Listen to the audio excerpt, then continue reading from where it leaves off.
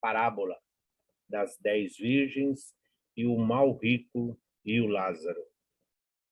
Deus não tem pressa, pois tudo se ajusta com o passar do tempo, com sabedoria, justiça e misericórdia. Portanto, ofertemos ao próximo o que necessita para promover a sua mudança, mas aguardemos a ação do tempo que constrói e reconstrói num trabalho contínuo e permanente, e que mudemos em nós o que reprovamos no outro. A evolução é lenta, porque a natureza não dá saltos. Sim, o aprendizado é constante, não tem degrau e nem tem escada. Nós vivemos a nossa evolução, é uma rampa contínua, onde nós galgamos pouco a pouco a nossa caminhada.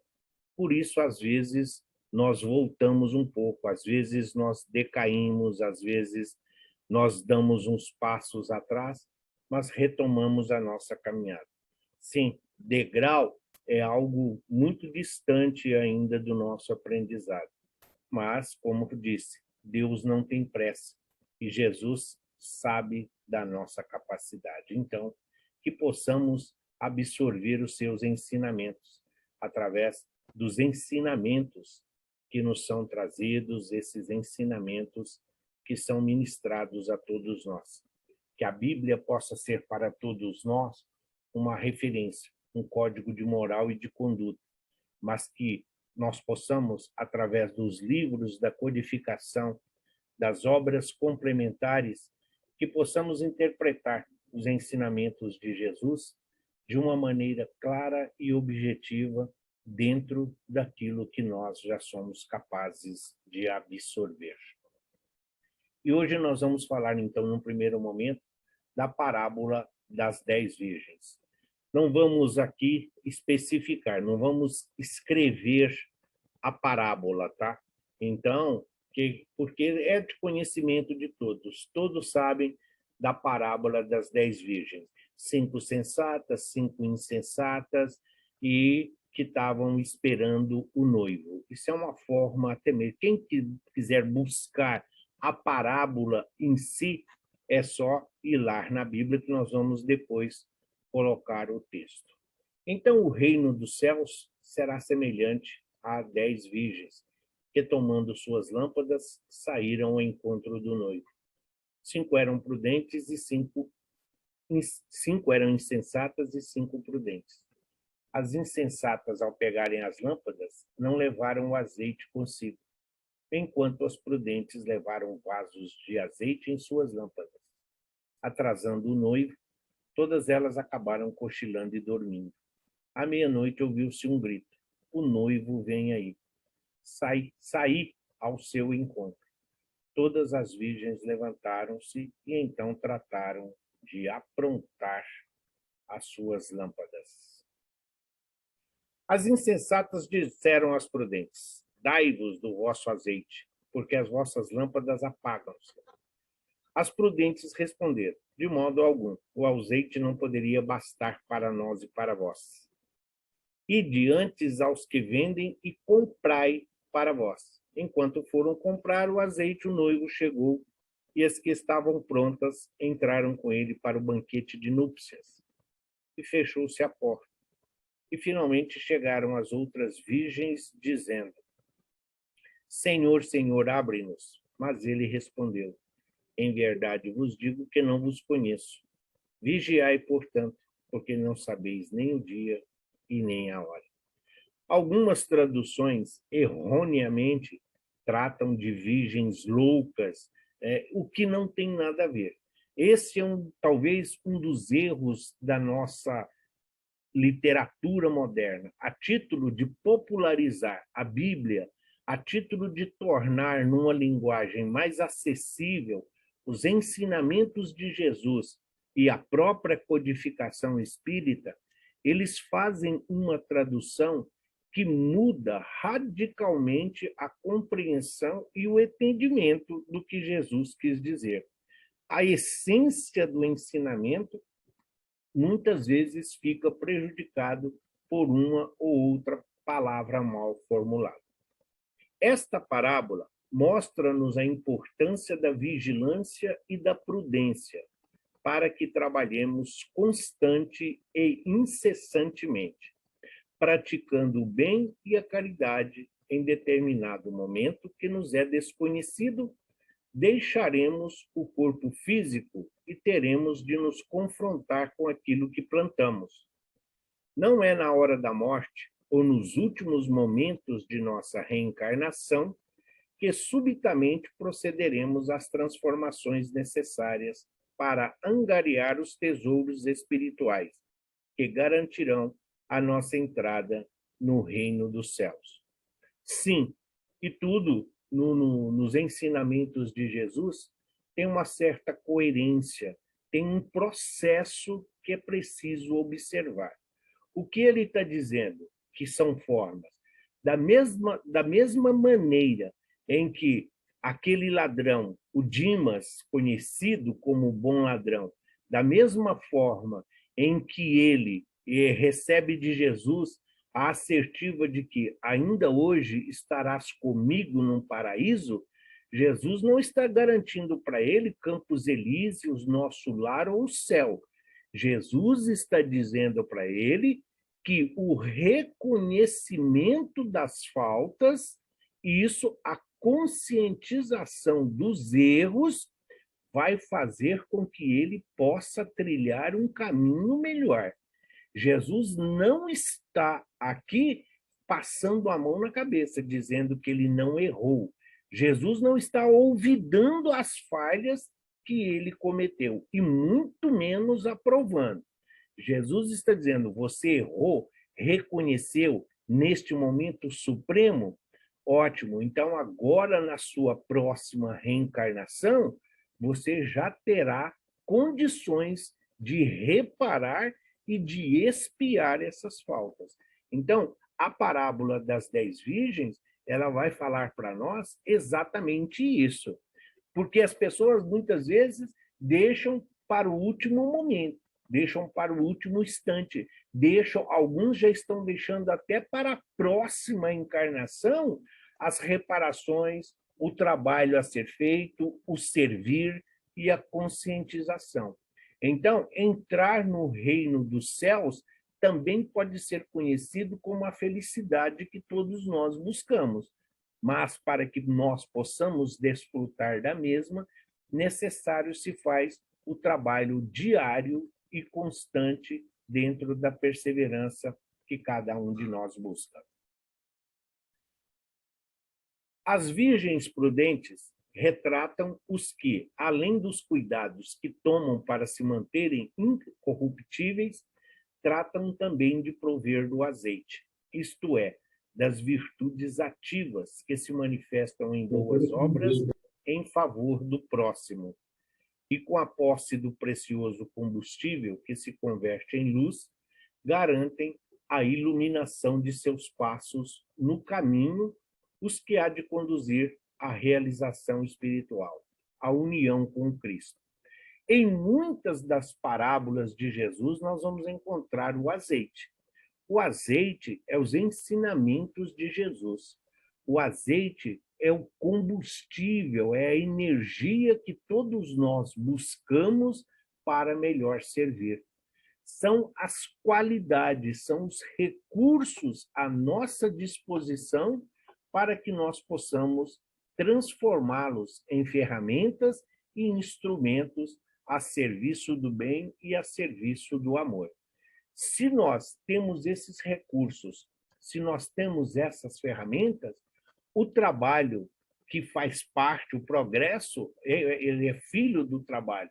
Os dois estão contidos nas leis morais lá do Livro dos Espíritos. Então, esse azeite é transformado em luz. Como transformado em luz?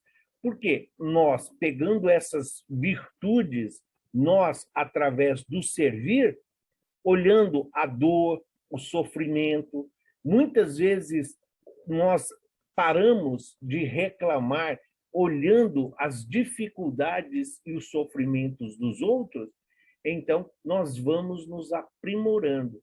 nós vamos vendo que verdadeiramente não existe aqui nenhum coitado. Todos estão.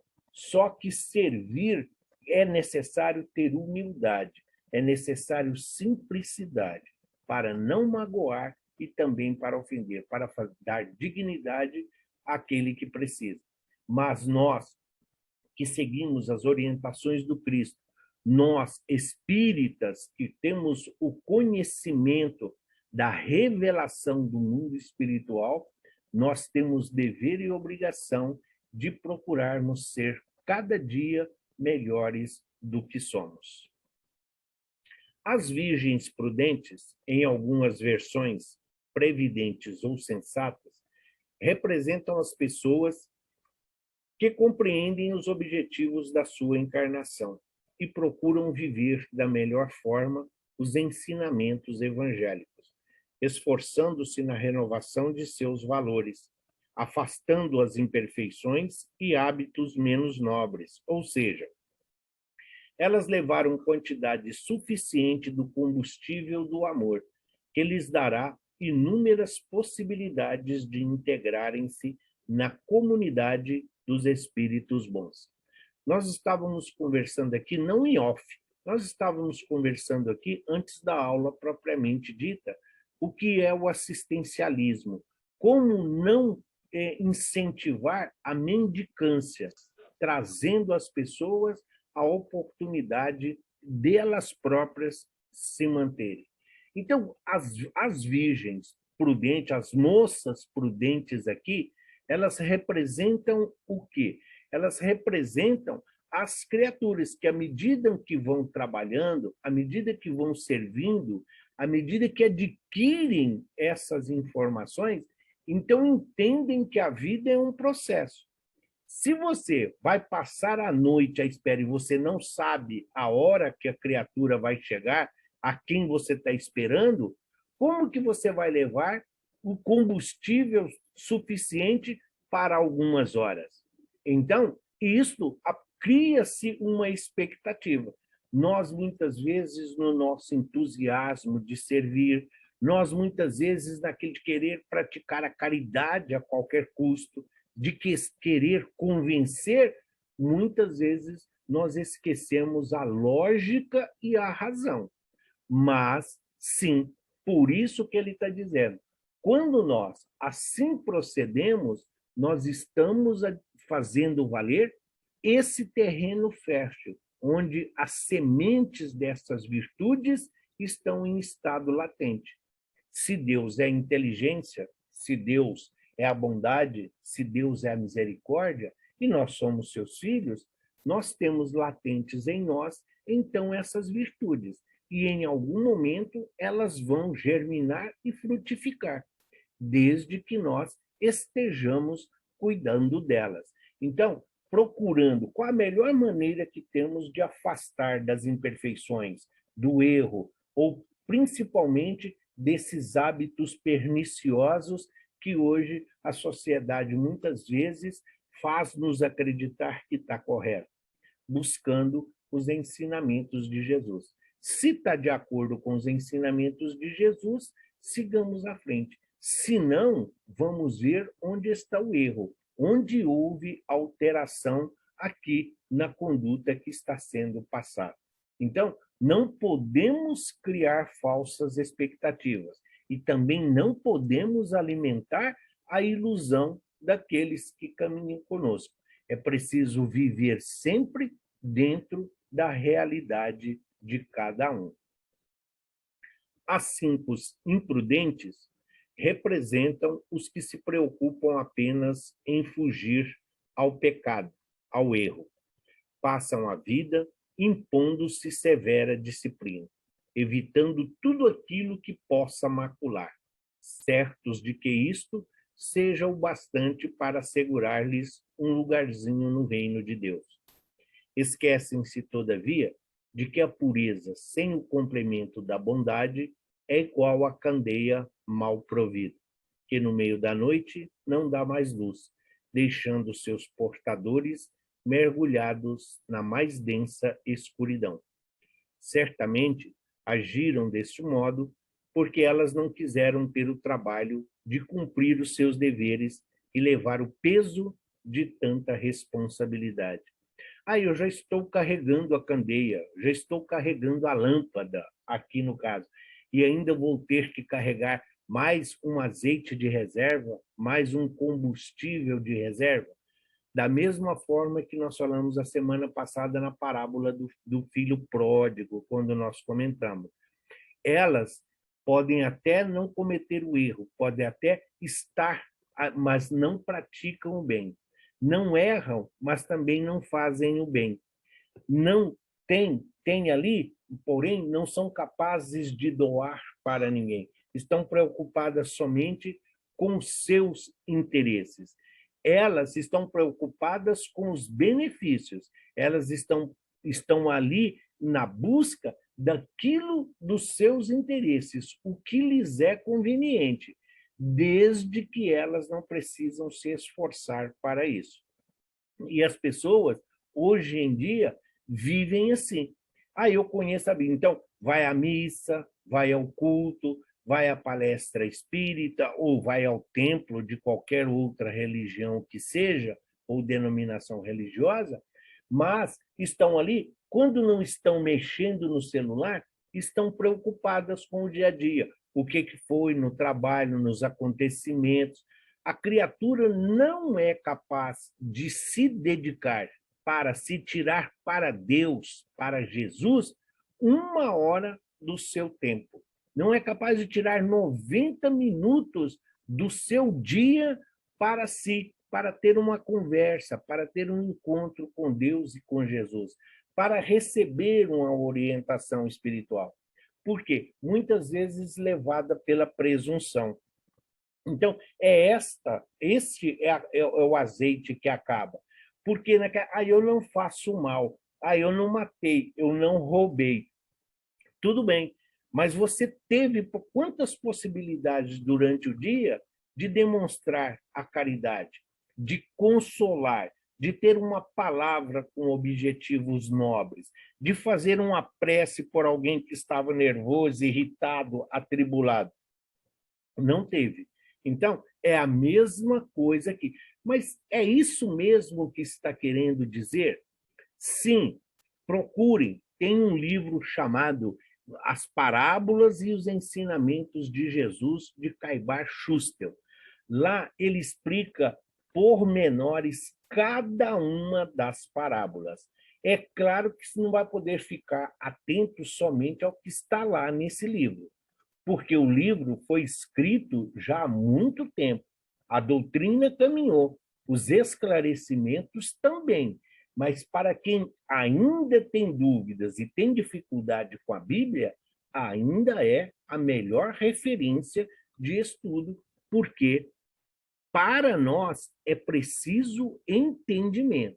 Então, quando ele fala a luz que vai se apagar, é quando nós estamos querendo transferir a responsabilidade daquilo que nos convém. Então, se nós saímos para uma viagem, você precisa se preparar, você precisa elaborar, você precisa, para que a execução seja bem feita, é preciso haver uma programação. Essa programação dentro da espiritualidade chama-se processo. Ninguém vai plantar hoje e vai querer colher amanhã. Da mesma forma são as virtudes. À medida em que nós vamos servindo, à medida em que nós vamos compreendendo o nosso papel aqui, nós vamos entendendo a razão do propósito da nossa existência. As virgens insensatas, em algumas versões imprudentes, nécias ou loucas, são as pessoas que vivem e morrem se preocupando apenas consigo mesmas, ligadas às ilusões da matéria, sem se atentarem para a prática do bem, esquecendo-se de adquirir os tesouros que as traças não corroem, ou seja, as traças, aquilo que é do espírito. Então, isso tem muito das pessoas. As pessoas pensam assim, eu estou no mundo, então eu preciso viver. A doutrina diz que eu preciso viver como um ser humano, eu preciso viver aqui na Terra como um ser humano. Sim, mas existem várias maneiras de você ser um ser humano. Caráter, dignidade, responsabilidade, disciplina, sim, são necessários. Ética, conduta também são necessários. Porém, nós estamos falando de evangelho. E quando se fala de moral evangélica, não existe moral evangélica sem fé. Não existe moral evangélica sem piedade. Não existe ensinamento de Jesus sem renúncia. Então, as pessoas, mas eu dou uma cesta básica. Mas eu vou ao culto. Não, mas eu vou na palestra. Não, mas eu trabalho como voluntário. Você está servindo ou você está esperando uma recompensa? Você está doando, sendo misericordioso, ou você está negociando com Jesus a sua permanência aqui neste mundo?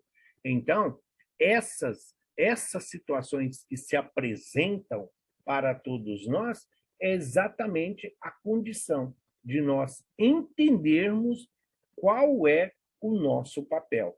Sim, Deus virá aqui para resolver as nossas situações? Não. Nem Jesus, quando esteve aqui, ele veio aqui para resolver problema pessoal ou particular de quem quer que seja. E Jesus também, ele não adaptou o seu evangelho às necessidades das pessoas. Não, ele mostrou claramente que o seu evangelho é para todos se abrigarem.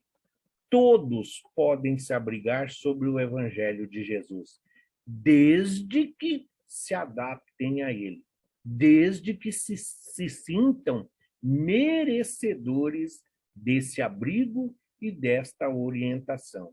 E o evangelho de Jesus, sim, ele não nos isenta de viver como seres humanos, porém, buscando sempre e em primeiro lugar as coisas de Deus, porque essas são imperecíveis. Nós temos que buscar as virtudes, nós temos sempre que nos ater desse combustível, desta energia. Então, nós estamos aqui nos reunindo todas as terças-feiras, já acho que há uns 10 meses. Quanto aprendizado todos nós tivemos. E se muitas vezes as aulas não tiveram o conteúdo, vamos assim dizer, que agradou a muitos, e os relatos dos nossos companheiros, das nossas companheiras que aqui estão, as suas experiências de vida, as suas vivências, os sorrisos, as brincadeiras, a alegria de estar aqui compartilhando esses momentos. Nós estamos servindo.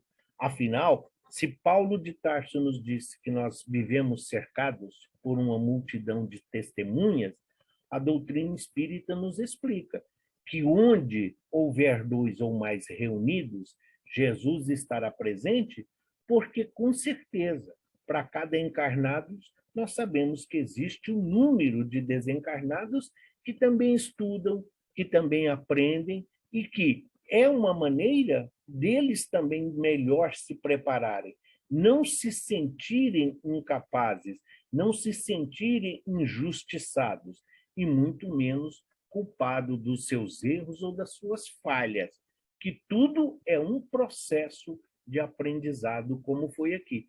Porque qualquer que seja a continuação da história, não fala as virgens sensatas, as moças sensatas, sim, elas foram com o noivo, que nós já deduzimos quem que seja, mas ele não disse que as insensatas também não recuperarão.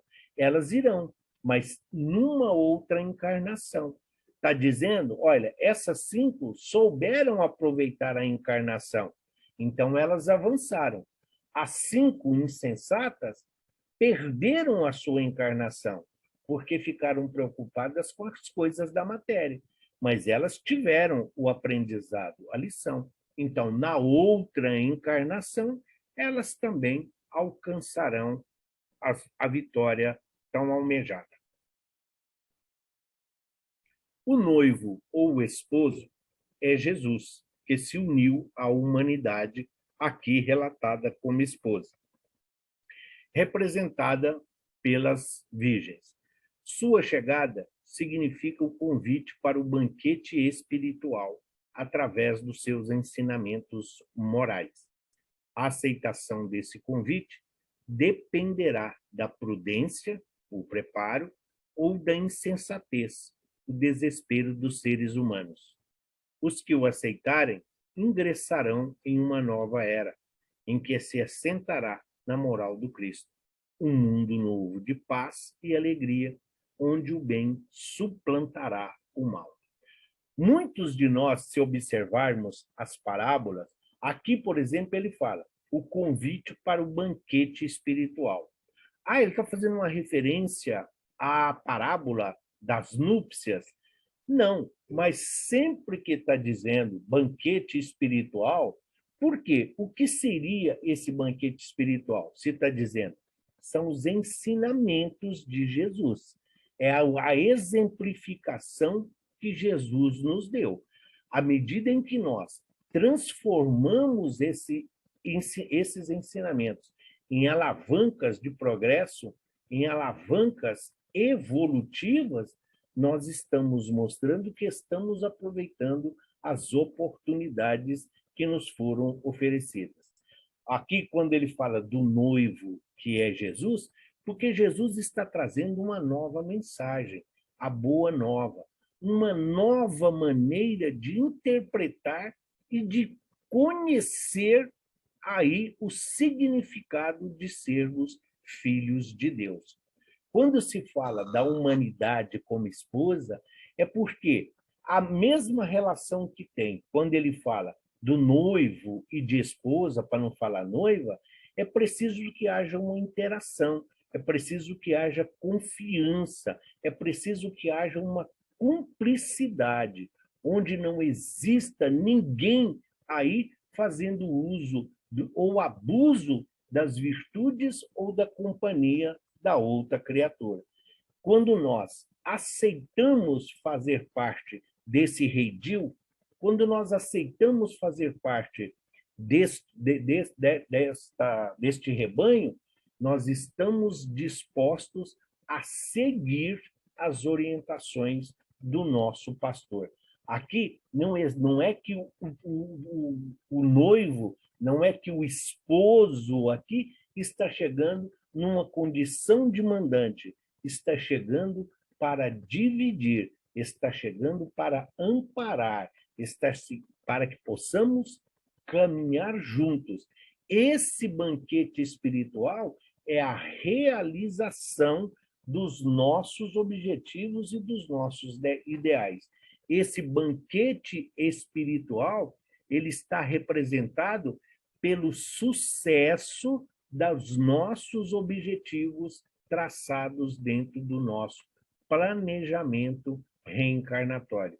À medida que nós avançamos, fazemos avançar também o planeta, e onde hoje o mundo de provas e expiações, o mal prospera e o mal ainda existe, no mundo de regeneração, o mal será apenas uma referência para fazer avançar os espíritos que ainda dele necessitam.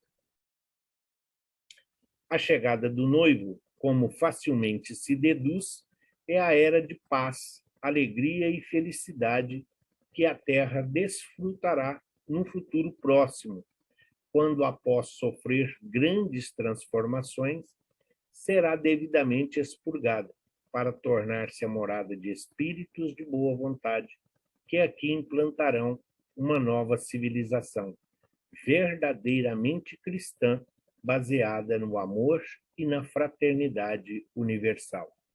Esta é a importância da interpretação. E é claro que muitas das denominações religiosas, cada uma interpreta de acordo com os seus costumes, com as suas tradições.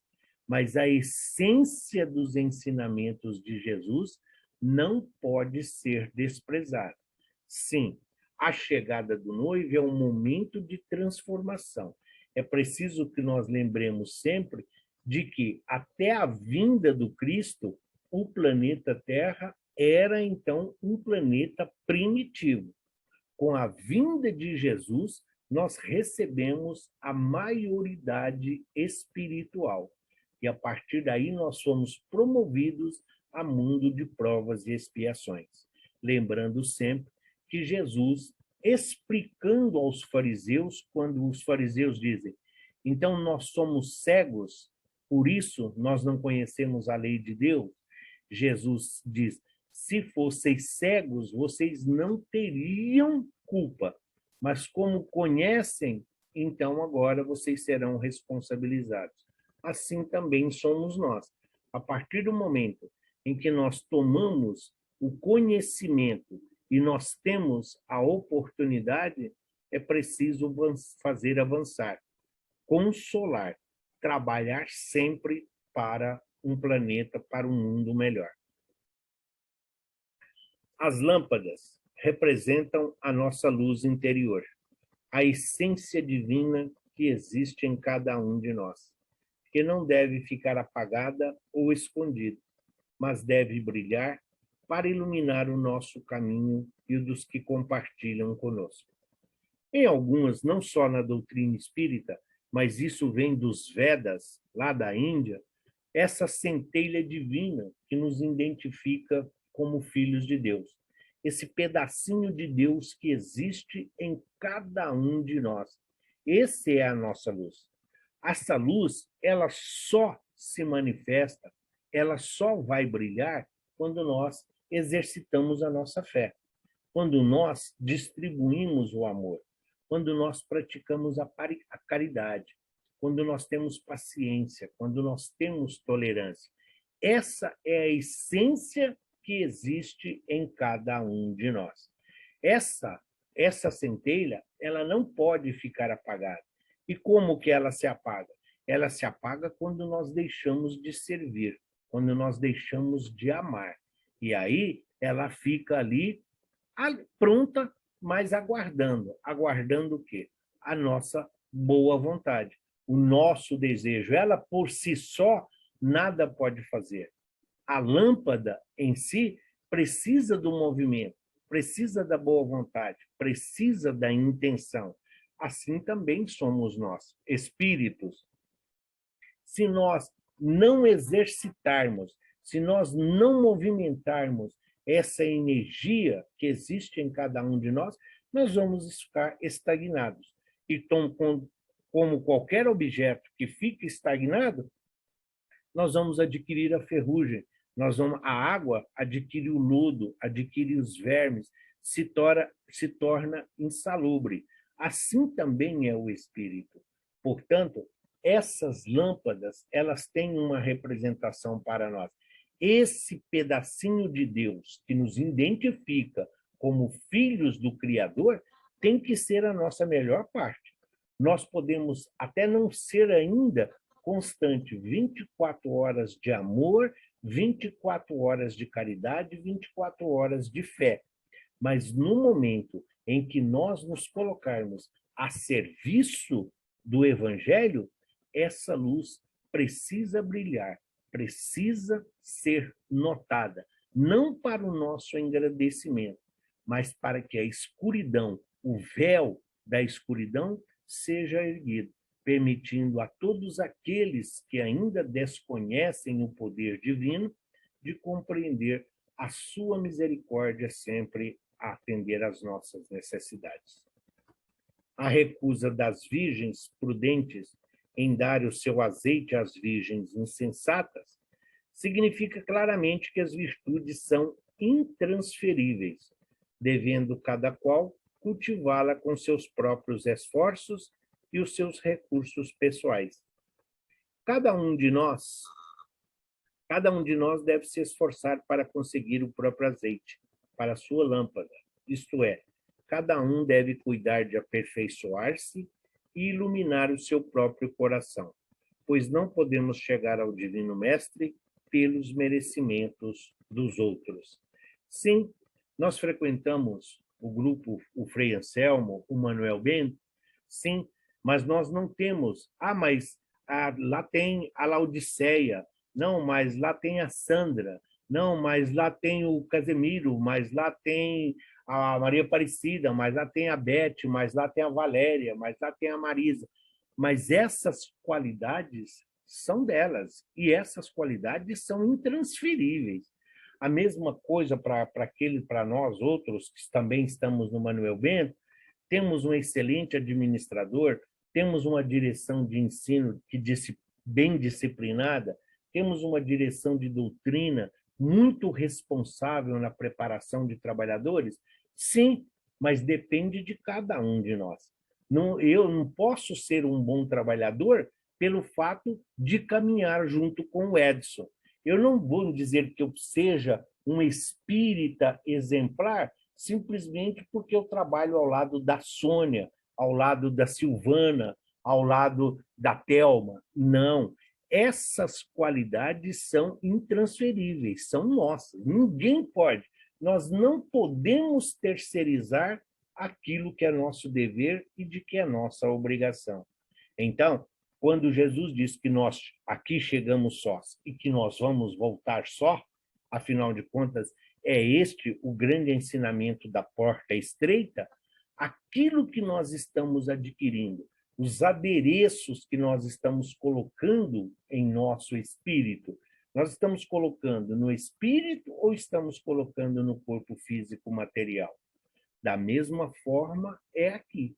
Então, nós temos que fazer por nós. Aqui nós precisamos, somos seres gregários, ninguém deve viver insulado? Não. Nós precisamos, para praticar a caridade, para interagir, nós temos a necessidade do outro. Para demonstrar a nossa capacidade de renúncia, de tolerância e de paciência, para vencer o orgulho e o egoísmo, nós precisamos de alguém. Senão, não tem como nós exercitarmos, não tem como mostrar se nós estamos aptos a vencer essas imperfeições que nós cultivamos por muito tempo. Então, não será pelo o que os outros estão fazendo. Mas o trabalho está sendo bem feito. A assistência tem cada dia mais trabalhadores e estão saindo. Sim, o trabalho está sendo feito por aqueles que têm responsabilidade e comprometimento e principalmente pelo mérito da equipe espiritual ligada às criaturas. Mas é preciso lembrar sempre que os encarnados serão responsabilizados pelos desdobramentos da sua imprudência, que foi o que aconteceu com as mocinhas que esqueceram de levar o azeite de reserva. A parábola das 10 virgens faz parte do sermão profético de anunciação dos tempos de passagem do mundo de provas e expiações para um mundo regenerado, trazendo ensinamentos às nossas vidas, em que devemos nos esforçar por manter a iluminação interior no trabalho edificante na prática do bem, cuja recompensa será a conquista do reino de Deus, com acesso à festa da união dos seres humanos com o Criador. Aqueles que não se prepararem para estes tempos perderão o início das bodas, quando se fecharem as portas de um momento para outro. Pois, quanto ao dia e à hora, ninguém sabe, nem os anjos do céu, nem o Filho, senão somente o Pai. Vamos começar pelo fim. Então, quando Jesus diz que ninguém sabe a hora em que o Senhor virá, então nem ele, Jesus, sabe, o que mostra que ele é só co-criador, só co-criador. Criador é Deus. A vida pertence a Deus. Então, Jesus é o nosso irmão maior. Jesus é a nossa referência, é nosso guia e modelo. está contida lá no sermão profético, que é quando Jesus fala de tudo que irá acontecer, da peste, da fome, da guerra, dos terremotos. Quando Jesus fala que tudo o que virá em termos de dificuldades para o espírito na transformação do planeta Terra. E como nós estamos nos portando dentro dessas condições em que se apresentam? Como nós estamos lidando com esses ensinamentos? Sim, nós sabemos de todas essas dificuldades, mas o que nós estamos fazendo para melhorar? Nós vamos ficar ali sentados, vigiando? Não. Qual é a mensagem que ele está falando das moças sensatas? Qual foi a grande sacada, vamos assim dizer, delas?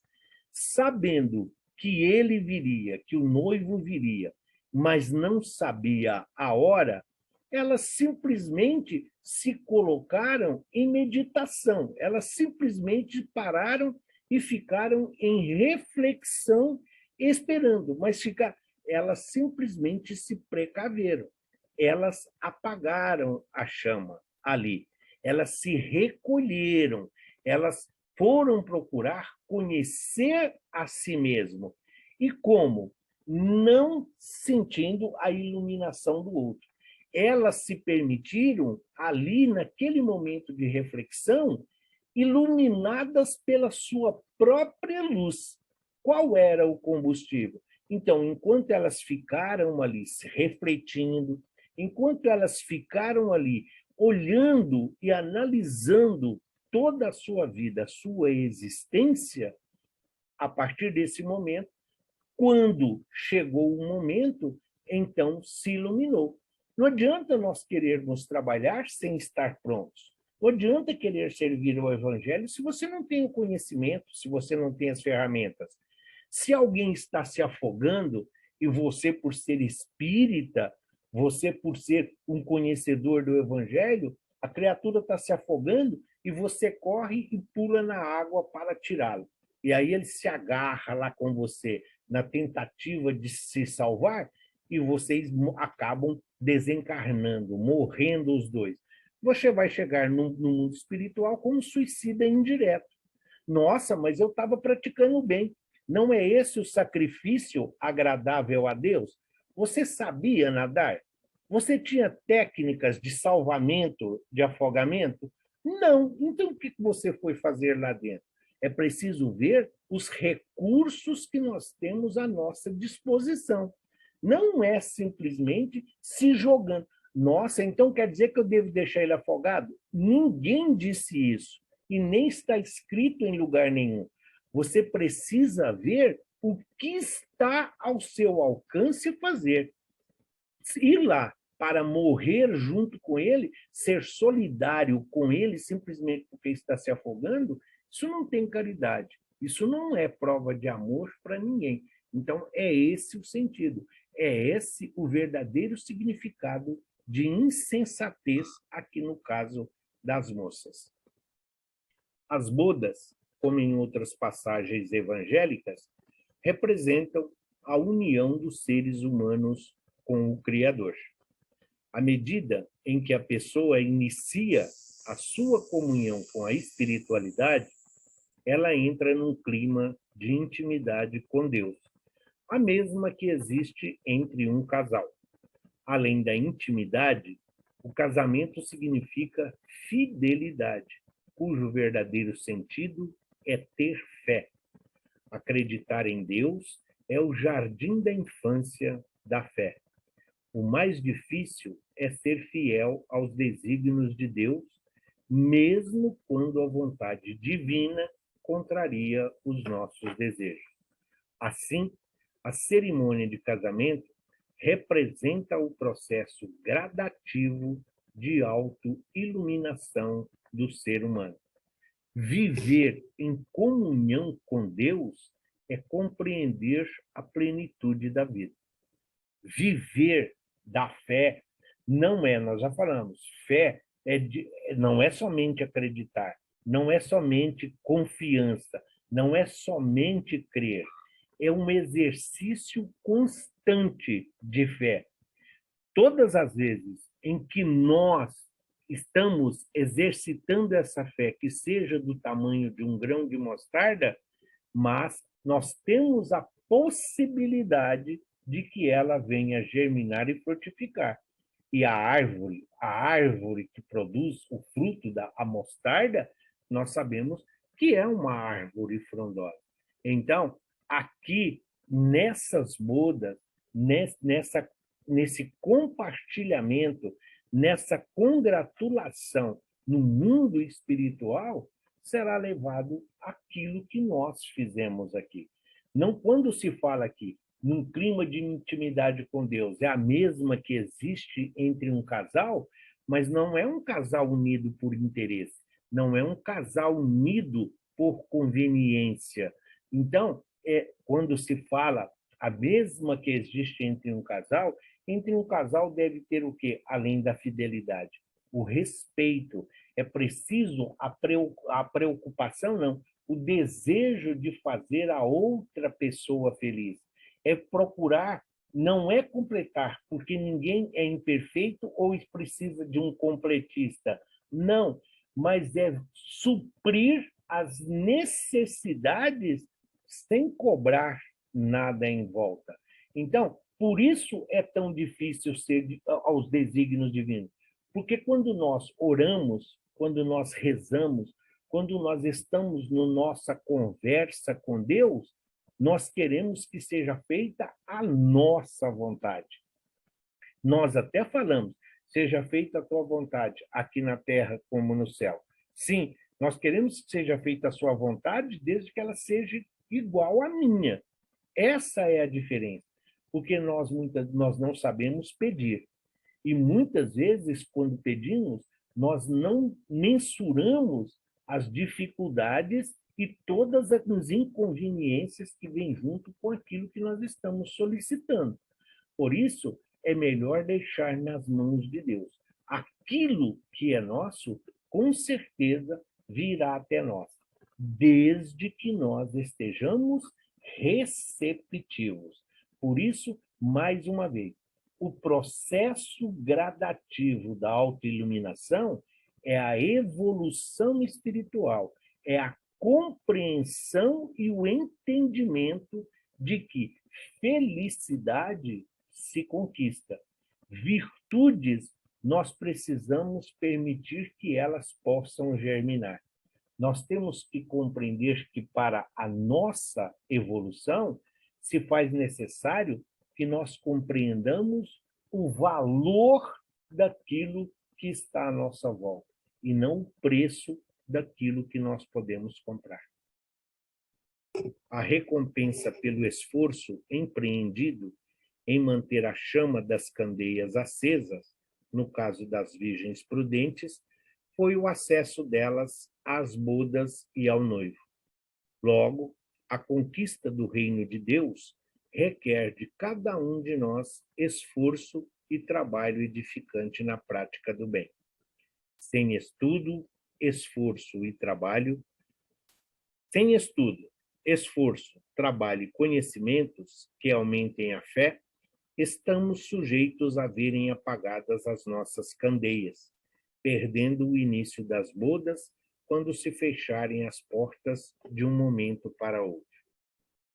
Logo quando nós começamos a conhecer a doutrina espírita e nós saímos das crendices, nós deixamos muitas vezes o misticismo, as oferendas, nós muitas vezes deixamos de lado as ofertas, como se Deus assim o precisasse, nós muitas vezes nos encantamos com os postulados da doutrina espírita.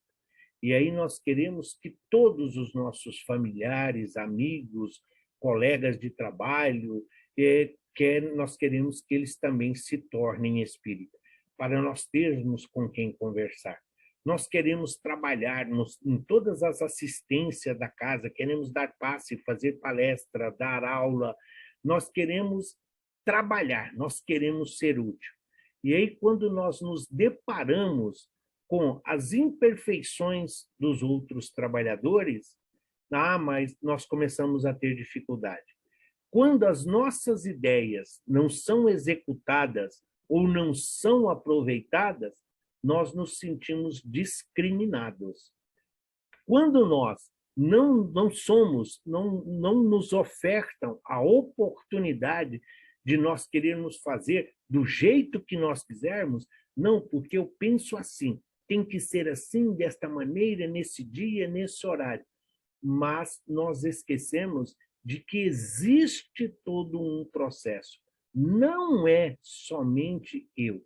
Precisa ver todo o processo que está ali em ação. Precisamos ver espaço, precisamos ver disponibilidade, é preciso ver o que nós temos à nossa disposição. É o que está falando. O estudo, por si só, não capacita ninguém a servir. Todos são esforçados, mas você, muitas vezes, para quê? Se nós estamos ali, eu vou colocar, não, eu vou daqui até o Jabaquara a pé. Isso é um esforço. Não, isso é ignorância, isso é falta de conhecimento. Não, mas é que eu sou esforçado. Tá, mas você vai levar daqui lá 12 horas, sendo que você pode ir de metrô e gastar 30 minutos. Então, esse esforço está sendo em vão. E o que é o trabalho? Precisa ver se nós estamos a trabalho ou se nós estamos dando trabalho. Então, para participar deste convite, deste banquete espiritual, nós precisamos estar com a veste nupcial. E a veste nupcial, ela vem exatamente com caridade, ela vem exatamente com paciência, com consolação e com entendimento. Não é servindo, não é simplesmente fazendo aquilo que é de responsabilidade dos outros.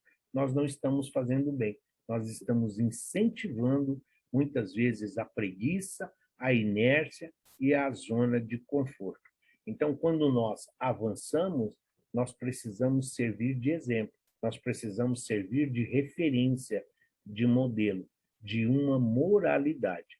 A iluminação, a candeia, aqui no caso, a luz, esse azeite, ele vem como? Ele vem do uso que nós estamos fazendo, do conhecimento adquirido. E o que nós estamos fazendo com essas oportunidades? Nada diferente do que nós já falamos. Se Jesus chegasse hoje para nós e viesse à nossa casa hoje, depois da aula, que ninguém vai desencarnar agora, depois da aula, e Jesus tocasse a campainha e falasse: e aí, tudo bem? Então, estava passando por aqui e olhei aqui na minha relação aqui, e hoje é o seu dia. Está pronto? Vamos? E aí? Você vai estar prontinho? Você fala, vamos? Ou você vai dizer, espera aí um pouquinho, que eu tenho umas coisas para fazer aqui. Não, mas temos que ir adiante.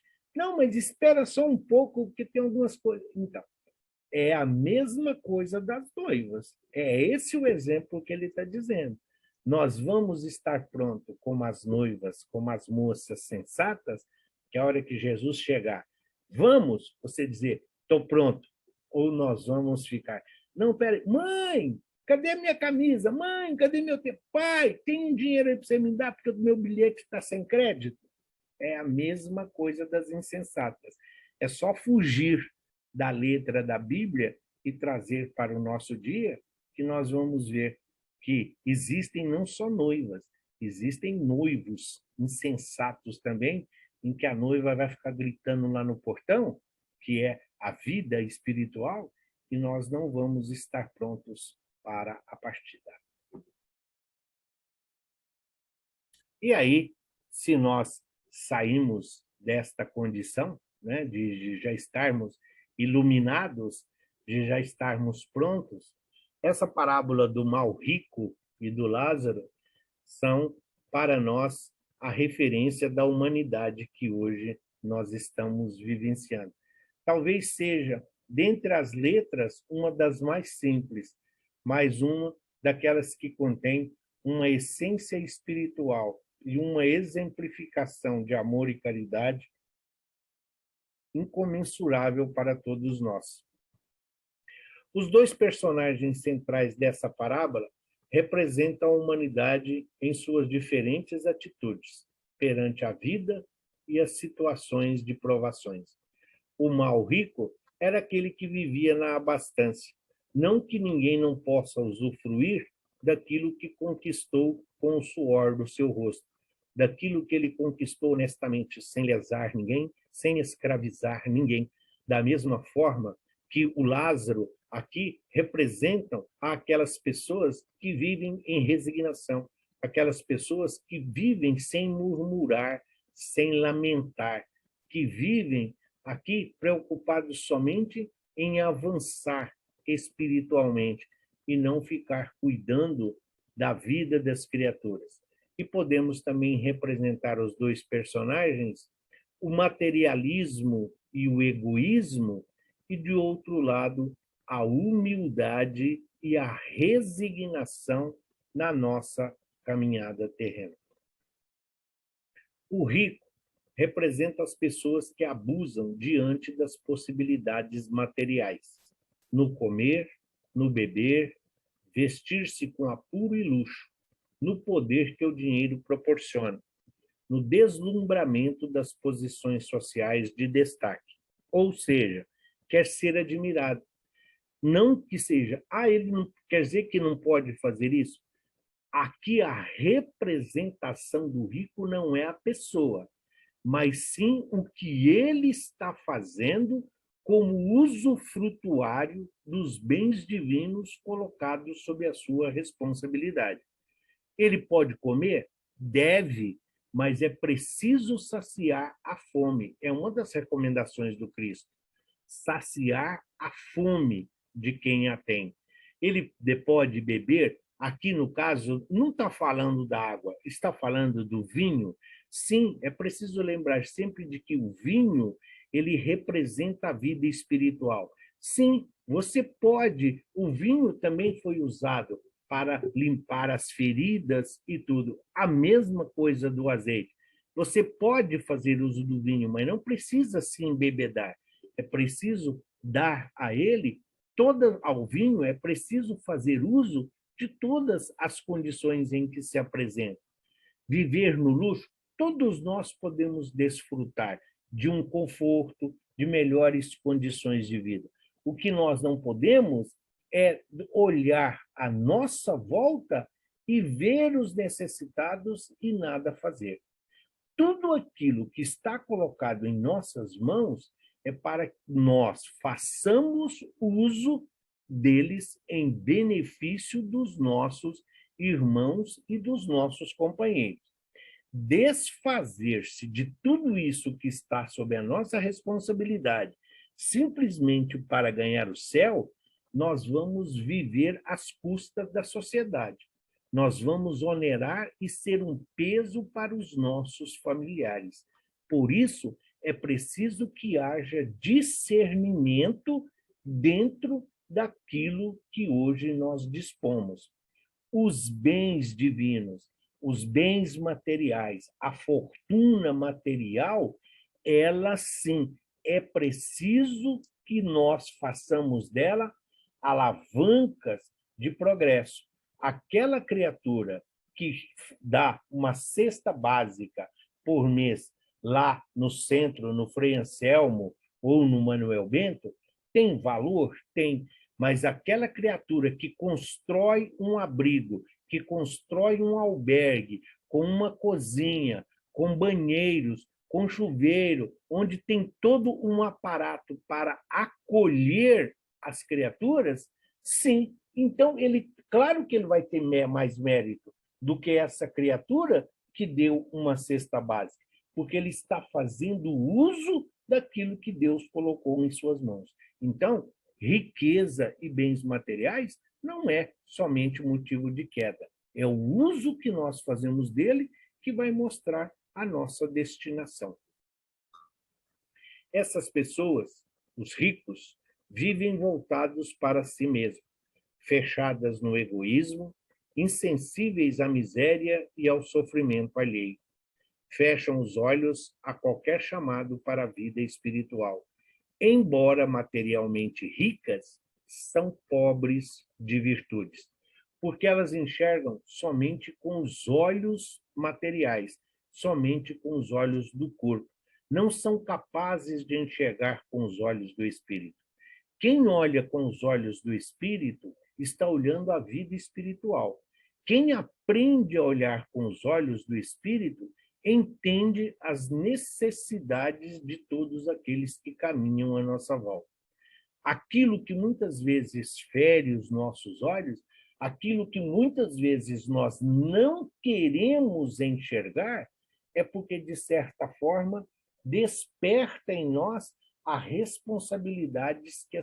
responsabilidades que assumimos no mundo espiritual. Então, tem muitas pessoas que têm muitas condições de fazer o bem, de praticar a caridade, de tornar a vida dos nossos irmãos e companheiros, tornar mais acessível, tornar mais suave, mais amena. Mas não, a preocupação que eles têm é somente de que, não, eu fiz por merecer. Se eu tenho, é porque é justo. E se é justo, então eu vou fazer. Esquecendo aquilo. Então, não enxergam a necessidade do outro. Mas amanhã isso pode virar. Amanhã, em termos de futuro, tudo isso pode se tornar, porque todos nós vamos experienciar as duas faces da moeda. Lázaro aqui personifica os excluídos, os necessitados, os abandonados, mas que mesmo assim não se deixam levar pela revolta. Permanecem resignados, mantendo a esperança de uma vida melhor. São ricos em virtudes. Não têm inveja, não têm ciúme, não lamentam a situação em que se encontram. Vivem resignados. São os pobres de espíritos. São umas pessoas simples. Mesmo inconsciente, compreendem as diferenças em que hoje se encontram. Ou um dia tiveram e abusaram, e hoje estão em reparação, ou estão tendo a oportunidade de, nesta vida simples e humilde, ver tudo aquilo que eles não devem praticar quando estiverem nessa mesma situação. É muito comum nós vermos as pessoas que muitas vezes estão bem situadas, as pessoas que têm uma relevância dentro da sociedade, apregoar. Não, eu também já fui pobre, eu também já tive uma vida assim, eu ralei muito para chegar até aqui. Pois é, só que quando chegam nessa condição, esquecem de todos aqueles que vivem como ele viveu. Ou então, esquecem, principalmente pelas agruras que eles passaram, de tornar a vida dos Lázaros um pouco melhor. E o Lázaro aqui são aqueles, então, que não blasfemam, que não reclamam. Resignação, abnegação, aqui, mas seguindo na certeza de que Deus não nos faltará. Assim, Lázaro foi para o seio de Abraão. Abraão foi o patriarca dos hebreus, personagem extremamente respeitado por todo o povo. Ir para o seio de Abraão nesta parábola significa o melhor lugar que alguém poderia desejar e alcançar depois da morte. Lázaro mereceu este lugar, pois mesmo numa vida com tantos sofrimentos e privações, conseguiu superá-los com resignação e humildade. Sim, Abraão é aquele do sacrifício, é aquele a quem, segundo a Bíblia disse, do Yahvé, disse que a sua posteridade cobrirá toda a terra. Como Jesus estava se dirigindo ao povo judeu, então Abraão era muito respeitado, vamos assim dizer. Abraão está para o povo judeu da mesma forma que Jesus está para nós hoje cristãos. Há uma criatura simplesmente abaixo de Deus, o Criador, vamos assim dizer. Então, mesmo não tendo essa noção, o que ele diz? A parábola fala exatamente dessa separação. Quando os dois desencarnaram, então Lázaro vai para o seio de Abraão. O que seria para os espíritas o nosso lar? O que seria para os católicos, por exemplo, o céu? Para que seria o Campos Elíseos ou o Éden? Enquanto o rico vai para o Hades, vai para o inferno ou vai para o umbral? Sim, exatamente de acordo com aquilo que viveu em vida, de acordo com o que foi a sua reencarnação, o que eles fizeram dela, com as oportunidades, com os recursos que todos fizeram. Então, não existe um julgamento, como se diz. Nós somos o nosso próprio juiz, nós somos o nosso próprio advogado de defesa, mas para isso nós também somos as testemunhas de acusação. Então, nós sabemos o que fazer. Esperar um julgamento é esperar o despertar da nossa consciência para que nós possamos refletir sobre os nossos atos e as nossas atitudes. Outro aspecto desta parábola que nos chama a atenção é o apelo do rico para que Abraão enviasse a seus irmãos um dos mortos para que lhes falasse sobre a aflição destinada aos sovinas, ou seja, que lhes falasse sobre o destino daqueles que agiam com avareza. A resposta não podia ser mais apropriada. Se não escutam nem a Moisés nem aos profetas, mesmo que alguém ressuscite dos mortos, não se convencerão.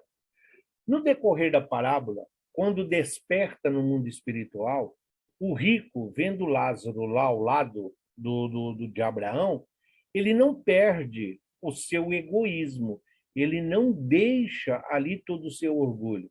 Tanto que ele fala, né? Manda Lázaro vir molhar, né, os meus lábios aqui. Continua mandando.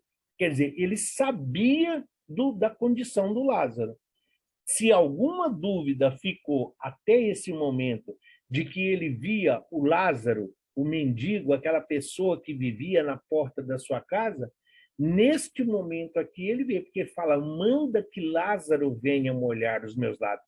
Ou seja, ele continua se achando melhor, ele continua achando que ele ainda é um privilegiado.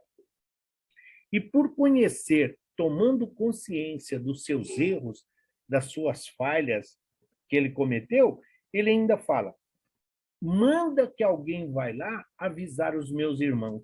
Ou seja, toda a sua família vivia na mesma opulência e nas mesmas condições que ele. E ele diz, vai lá avisar, exatamente para que eles não venham sofrer o que eu estou sofrendo, para que eles não venham para essa região em que eu estou. Eles precisam ser avisados para mudar os seus costumes, para mudar a sua vida de materialismo, de imediatismo das coisas da terra para as coisas divinas. E a resposta de Abraão é bem clara. Se eles não escutam a Moisés, ele está se referindo à lei que eles conheciam, e os profetas, mesmo que alguém fosse dos mortos, não se convencerão. Por quê? Porque são pessoas extremamente apegadas às coisas da matéria. Então, eles não tinham a mínima noção da espiritualidade. Mas não porque não tinham acesso, é porque não era interessante, não era conveniente para eles. Os prazeres terrenos, as alegrias fúteis que eles desfrutavam, para eles tinham mais valor. Então, a colocação de Abraão, mesmo que alguém vá, é aquilo que também Jesus nos deixou. Os túmulos falarão, as pedras falarão. Para nós espíritas fica bem claro. Não é a pedra, não é o túmulo. Jesus não está se referindo ao cadáver, ao cemitério. Jesus está dizendo do espírito que um dia habitou aquele corpo, ao espírito que um dia fez uso daquela ferramenta que ali está em putrefação. Esse espírito vai se manifestar. que era exatamente o rico e o Lázaro no mundo espiritual. Um junto de Abraão e outro ali nas situações indesejáveis para todos nós. O simples fato de ser rico não constitui um obstáculo para os espíritos que descem à terra, assim como também as palavras de Jesus não representam a proclamação automática da salvação dos pobres de bens materiais. A riqueza, tanto como a pobreza, constituem provas muitas vezes rudes para os espíritos em aprendizado terreno, e tanto uma como a outra podem ser motivos de queda ou elevação. Sim, então, o fato, Jesus não condenou a riqueza, Jesus não está falando de uma classe, porque aí seria tirar de Deus um de seus atributos, que é o da justiça e o da perfeição. Como que Deus ia colocar à nossa disposição filhos imperfeitos, recursos que tornassem causa de queda, de uma encarnação perdida? Então, da mesma forma que viver dentro da igreja, dentro da casa espírita, andar com a Bíblia debaixo do braço ou conhecer todas as obras da codificação, não significa salvação, não significa aqui elevação espiritual. Muito pelo contrário.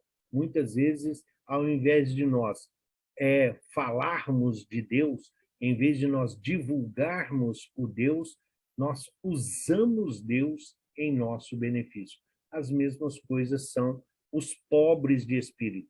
Miséria material não significa não ter acesso, aqui está falando de moeda, estamos falando aqui de dinheiro, não significa que também isso é garantia de céu.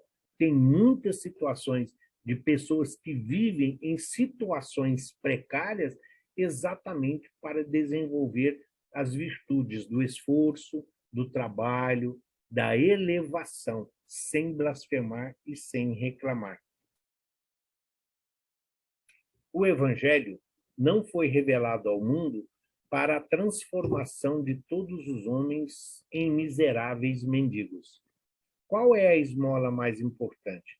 A que socorre as necessidades de um dia ou as que provê providências de uma vida inteira? E qual rico faz maior soma de bens? Aquele que dá uma esmola a um mendigo ou que dá uma fortuna para a edificação de um templo? Ou que edifica instituições de caridade, que provê empregos, distribui facilidades para a saúde, educação e amparo de muitas famílias, de uma grande coletividade? É preciso que nós lembremos, sim, ninguém está aqui para se desfazer daquilo que está colocado nas nossas mãos. Tem aqueles que receberam os 5 talentos, tem aqueles que receberam os 2 e tem aquele que recebeu um só e o enterrou. Onde nós nos encontramos? Qual é o nosso propósito aqui? Então, viver uma condição simples não significa que nós somos espíritos elevados, mas, pelo contrário, os espíritos elevados que nós temos conhecimento, todos eles viveram não como miseráveis mendigos, mas de uma forma simples. São Francisco de Assis, sim. Teresa d'Ávila, também. Francisco Cândido Xavier, outro. Eurípides Barçanufo, Anália Franco, todos eles abriram mãos das coisas terrenas para as coisas espirituais, vivendo de uma forma simples, até para não ofender aqueles que deles necessitavam de orientação. É se fazer igual ao Cristo, aquele que um dia asseverou não ter nem um local para repousar a sua cabeça. O rico passou toda a sua vida a fartar-se esplendidamente e a desprezar dos pobres, a desprezar a Deus, a não seguir a sua lei e dar as costas à religião, a gozar e a folgar. Mas quando morreu, não pôde continuar a viver como vivia, vestindo-se de púrpura, comendo manjares bebendo licores, porque no mundo dos espíritos não há púrpura, não há manjares e não há licores. Ele já havia se fartado com os prazeres da terra. Não podia fartar-se depois com os prazeres do céu, porque não os havia buscado, nem havia adquirido o tesouro que se conquista as glórias celestes.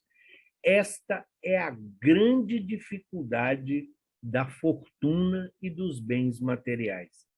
Quando as criaturas desencarnam, chegando no mundo espiritual, eles querem ter as mesmas regalias, as mesmas mordomias, querem viver nas mesmas condições, esquecendo-se de que no mundo espiritual não tem caixa eletrônico, não tem maquininha para você passar cartão de crédito, o caixão não tem gaveta e a fortuna não nos acompanha nem mesmo até o túmulo. Lá, qual a moeda que existe no mundo espiritual? Amor, caridade e fé. Se você não levou essas três moedas, você não terá como adquirir. Quem viveu sem reclamar, quem viveu sem blasfemar, sem murmurar, chegando no mundo espiritual, é como aquela criatura necessitada que tudo que recebe agradece. Qualquer ajuda é bem-vinda e ela é grata. Ela reconhece o auxílio e o amparo da qual ela está sendo beneficiada. Então, tudo o que advém desta situação é lucro. Ela vai dizer, obrigado, Deus te pague, diferentemente daqueles materialistas. Como está lá no livro Céu e Inferno, a rainha que desencarnou, que quando Kardec pergunta para ela, né, na Sociedade de Estudos Espíritas de Paris, quando Kardec pergunta, antes que Kardec faça a pergunta, ela já pergunta, onde estão os meus escravos? Onde estão os meus servos que não vêm me atender? E quando Kardec pergunta para ela se ela conhecia Jesus, ela fala, o filho de um carpinteiro não era digno da minha atenção. Sim, é só transportar de lá para cá, para nós podermos compreender o significado de riqueza e fortuna e o mundo espiritual. E daqueles menos abastados, o porquê dos chamados bem-aventurados, os pobres de espírito. Duas personalidades distintas, uma que gozou, outra que sofreu. Uma a quem nada faltava, outra a quem tudo faltava. Agora vão trocar as suas condições. Vão mudar de cenário. O mendigo vai para a abundância e o rico é que passa a mendigar. Lázaro representa os excluídos da sociedade, aqueles que, quando muito, conseguem chegar aos templos religiosos. Sim, porque muitas vezes os templos são tão pomposos, as igrejas são cheias de tanto requinte que você se sente aí um excluído para entrar. Se você entra, dependendo da forma como você é vestido, como você está trajando, todos vão olhar para você com um olhar condenativo e de recriminação. E isso não é diferente nas casas espíritas também. Então, muitas vezes, as criaturas nessas situações de rua, muitas vezes essas criaturas que nós hoje conhecemos aí como mendigos, as pessoas que vivem à margem da sociedade, quando encaminhadas às casas espíritas, precisam ser consoladas, confortadas, porque talvez seja este o único benefício que eles recebem. É o único momento em que eles se sentem fazendo parte da humanidade. Os templos, as igrejas, as casas de orações, é o único lugar em que os iguala àqueles afortunados materialmente. Os Lázaros. Os Lázaros não são esses pobres orgulhosos do mundo. que não têm muitas vezes o que comer ou o que vestir, mas estão cobertos com a púrpura do orgulho. Não é essa gente que não tem dinheiro, mas tem vaidade. Não tem palácios, mas tem egoísmo. Não tem jantares suntuosos, mas tem prazeres nefastos. Não. Os pobres de que Lázaro serviu de símbolo para esta parábola são os que sofrem com resignação. São os que desprezam os bens da terra porque buscam as coisas de Deus. São aqueles que se veem usurpados daquilo que por direito lhes pertence no mundo, mas pacientes e resignados não se revoltam, porque creem no futuro e esperam as dádivas que lhes estão reservadas por Deus. Então, é exatamente o que ele está dizendo. Nem todo pobre está dizendo que ele é pobre de espírito, vive uma vida simples. Hoje, as redes sociais mostram muito isso. Tem criatura que vive uma vida de aparência, uma vida ilusória, uma vida utópica, porque tem vergonha de si. Então, ostenta o que não tem, gasta mais do que tenha a capacidade, quer ostentar virtudes que não tem, e em um momento ou outro serão desmascarados, porque não há nada que vive escondido que não venha a ser descoberto, segundo o próprio Cristo. Lázaro não representam essas criaturas que têm uma vida simples, mas que são egoístas ao extremo. Não aceitam, muitas vezes estão necessitadas de ajuda, mas vão com toda a pompa. Só falta vestir aí de púrpura, terno, gravata, os vestidos longos sociais para poder ir buscar ajuda, porque não admitem a condição em que vive. Então, não são esses a representação do Lázaro. O Lázaro são as pessoas conscientes e cientes do mandato que lhes foi confiado, sabendo das imperfeições, sabendo que já cometemos muitos erros, muitos enganos e muitos equívocos, e que, se nós já tivemos e abusamos, ou então que um dia nós também seremos os beneficiados. Nós também teremos a oportunidade de estar do outro lado. E esses a quem o Lázaro representa, os pobres de espírito, os pobres com resignação, com paciência, com tolerância, aqueles que vivem e compreendem que o que é da terra, a terra fica, a terra pertence, mas que as coisas do céu, as coisas de Deus e o mundo espiritual nós conquistamos, nós adquirimos com valores e com trabalho moral. Os Lázaros da parábola simbolizam todos os que, a despeito da difícil situação em que vivem, sofrem com resignação, por compreenderem que os bens do mundo são passageiros. São espíritos que confiam em Deus, em sua bondade e em sua misericórdia, ainda que submetidos a dolorosas provações, determinadas pela lei de causa e efeito. Não se revoltam, mas mantêm-se pacientes, guiando-se pela esperança em dias melhores, no futuro, após o ressarcimento de suas faltas. Se nós acreditamos em um Deus justo e misericordioso, se nós compreendemos os bem-aventurados os que têm fomes, porque serão fartos, então nós compreendemos que nós não somos maus, da mesma forma que não estamos relegados a uma situação de penúria. Vivemos em um mundo em que é regido pela lei de causa e efeito, ação e reação. Colhemos hoje os frutos da nossa semeadura de ontem, e que o futuro, a vida futura, a felicidade futura, daquele que o meu reino não é deste mundo, em que nós, então, colheremos os frutos do que hoje nós estamos vivenciando. Deus é justo, e sendo assim, tudo que nos acontece tem uma razão de ser.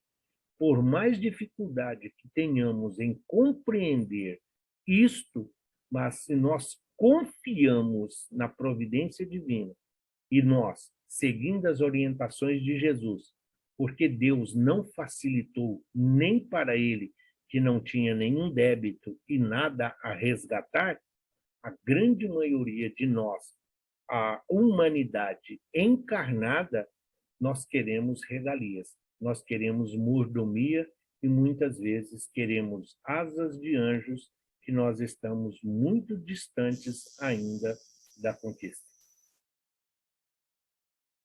O abismo, que lá quando ele fala, manda Lázaro vir aqui molhar a minha boca, então a resposta de Abraão é, além da lei de Moisés e dos ensinamentos dos profetas, ele fala que existe um abismo entre os dois lados que os separa. Então, o que é o abismo? O abismo indica a distância evolutiva que há entre um e outro espírito. Nesta situação, Lázaro não pode retroceder à posição anteriormente ocupada, porque, pelas provações sabiamente suportadas, ascendeu à escala espiritual. Aqui não é questão de caridade, aqui não é questão de benevolência. O abismo aqui representa a situação em que cada um viveu. Lázaro, com resignação, ascendeu espiritualmente, enquanto que o mal rico, devido à sua forma de viver, não que ele retrocedeu espiritualmente, mas a região a qual ele se sintonizou eram exatamente essa, dos prazeres fugidios e das satisfações momentâneas que o mundo muitas vezes oferece. O abismo é de ordem moral, visto que, como Abraão e o rico se viam e conversavam. Para o espírito culpado ou falível se reabilitar, não basta o arrependimento, que é o primeiro passo a dar. É necessário a reparação. Portanto, o rico não podia ser atendido em seu pedido. Cumpria-lhe voltar à terra e reparar o mal. Não é só o fato de chegarmos no mundo espiritual e lá no umbral, nós reconhecermos que erramos, que nos enganamos, os nossos equívocos, todo o bem que deixamos de fazer. Sim, é preciso arrepender, mas arrepender verdadeiramente. Depois, o desejo da reparação. E, no caso aqui, ele somente podia fazer essa reparação através do planejamento de uma nova reencarnação, onde, com certeza, ele iria solicitar abrir mão dos bens materiais para que ele pudesse conquistar as virtudes espirituais necessárias para estar também no seio de Abraão. E aí chegamos que nós sejamos o mal, muitos de nós nos colocamos muitas vezes na situação das virgens insensatas e imprudentes. Criamos falsas expectativas e não aproveitamos os recursos à nossa disposição. Muitas vezes, nós também somos o mal rico. Nós, se não estamos falando diretamente dos bens materiais, o conhecimento, a informação, a capacidade de servir, disponibilizar alguns minutos da nossa existência em prol do Evangelho e dos nossos irmãos necessitados. Muitos de nós estamos aí nos capacitando, nos aparelhando para sermos as moças sensatas, as moças prudentes, aqueles que buscam as conquistas espirituais, as virtudes, trabalhar, servir, amar, perdoar, honrar o pai e mãe, buscar primeiro as coisas de Deus, sem esquecer do próximo. E precisamos saber que todos nós, hoje, estamos na condição do Lázaro. Sim, mas e os murmúrios? E as lamentações? Será, mais uma vez, vamos voltar ao exemplo que nós citamos. Da mesma forma que Abraão, da mesma forma que o noivo, vamos pensar hoje. E se Jesus resolver chamar nós hoje à noite? E se Jesus chegar de surpresa hoje dizendo, olha quem chegou, ou então, e se nós formos chamados à pátria espiritual? Onde nós vamos despertar como espíritos? Nós vamos despertar junto aos benfeitores? Nós vamos despertar junto aos nossos entes queridos, aos responsáveis pela nossa reencarnação? Ou nós vamos despertar perdidos ainda nas regiões inferiores, porque não vencemos o orgulho, o egoísmo, a inveja e o ciúme? Então, que as nossas virtudes e que os recursos colocados à nossa disposição possa servir para o nosso aprendizado, mas principalmente para a nossa condição de espíritos em aprendizado. Ninguém de nós vai sair dessa encarnação como anjos por ser espíritas. Nós não vamos nos tornar o Chico Xavier e nem Francisco de Assis, mas todos nós podemos voltar e chegar à pátria espiritual muito, mas muito melhores do que lá de quando partimos, porque nós vamos deixar aqui aquilo que não tem para nós serventia e vamos adentrar a porta estreita como espíritos melhorados, como espíritos a caminho da luz, prontos para que possamos desempenhar novas funções. Sendo fiel no pouco, no muito seremos lembrados. E como vocês são crianças muito bem aplicadas, e a semana que vem vocês vão estar de folga, vocês vão tirar uma licença dessa equipe chata e do instrutor mais chato ainda. Então, como está todo mundo, desculpa, um ano e alguns meses reclusos, e agora o pagamento foi hoje, foi ontem, o pessoal vai aproveitar aí o feriado prolongado para para passear para o sítio, na praia, churrasco ninguém vai fazer que está caro, mas vocês vão ter uma oportunidade aí, aqueles de descansar. E para evitar os transtornos e ninguém perder o conteúdo, e assim vocês ficarem com saudade de nós, então nós vamos retornar apenas no dia 19. Então, terça-feira que vem, vocês estarão de folga e nós vamos retornar com o Apocalipse de João, dia 19. Não podemos esquecer que as ações praticadas hoje, em algum momento da nossa existência, irão repercutir.